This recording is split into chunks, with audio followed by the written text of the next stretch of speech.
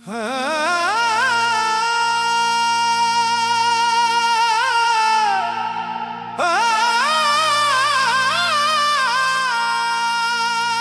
हर महादेव, बम बम भोले। जय शिव शंकर त्रिपुरारी।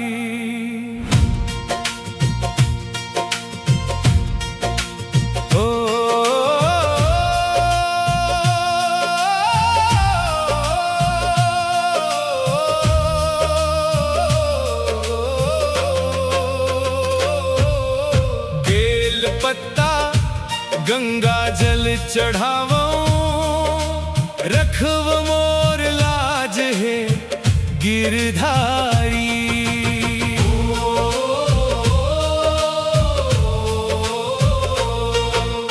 भोर बिहान में मंदिर जावो, शिव नाम के दीप जलावो। धूप अगरबत्ती सुगंध महके, भोला चरण में माथ नवावो।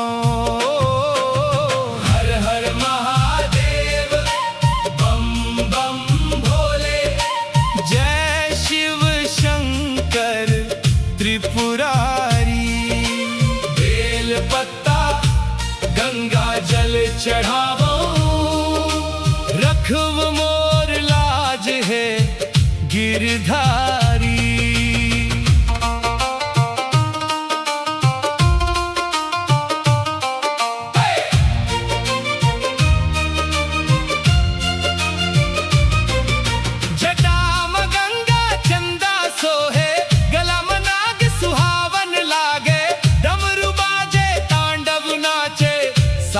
जग जयकारा गावे, नंदी बाबा द्वार खड़े हैं, भक्त मन के राह तके है। जो घलो सच्चा मन ले आवे, भोला ओला गले लगाए।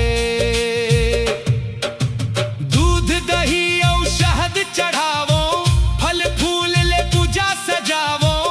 नमः शिवाय जप करत करत जीवन सफल बनावो। हर हर महादेव, बम बम भोले। जय शिव शंकर त्रिपुरारी।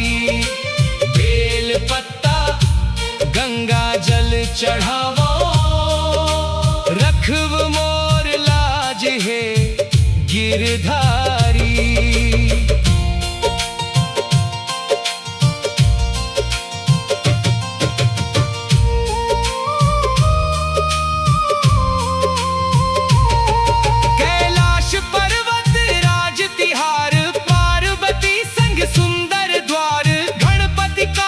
संग विराजे सुख समृद्धि बर देवव प्यार। दुख हर लेवव संकट तारव, भक्ति के ज्योत मन मबारव। झूठ कपट ले दूर रखव, सत के रद्दा में चलना सिखावव। सावन महीना आए है बाबा, कावरिया गावत जयकारा। महिमा गावत जग सारा। गरीब अमीर सब एक समान, तोर दरबार में मिलय समान। जैन तोला सच्चा मन ले ध्यावे, भर दे थसो कर अरमान। त्रिशूल धरे डमरू बजावव, अज्ञान अंधियारा भगावव। ज्ञान के ज्योति मन में भरव, सुख शांति के राह देखावव। मोर परिवार ऊपर कृपा करहु, सदा अपन छाव में धरहु। जन्म जन्म तक सेवा